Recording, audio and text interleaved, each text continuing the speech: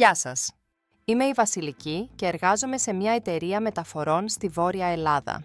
Μου ανατέθηκε η ευθύνη του εξυγχρονισμού της εταιρικής ιστοσελίδας μας από νέο πάροχο με φρέσκες ιδέες. Δεν έχω τεχνικές γνώσεις, ούτε γνωρίζω εταιρείες για το έργο αυτό. Πρόσφατα άκουσα για το Odix, μια νέα online πλατφόρμα που βοηθάει τις εταιρείες στην έβρεση παρόχων για οποιαδήποτε υπηρεσία γύρω από τον ψηφιακό μετασχηματισμό.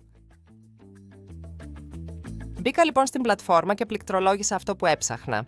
Η Penny, η ψηφιακή βοηθός του Odix, κατάλαβε αμέσως τι θέλω και μου εμφάνισε μια σειρά από σχετικές επιλογές. Στη συνέχεια κλήθηκα να απαντήσω σε μια σειρά από ερωτήσεις σχετικές με την ανάγκη μου.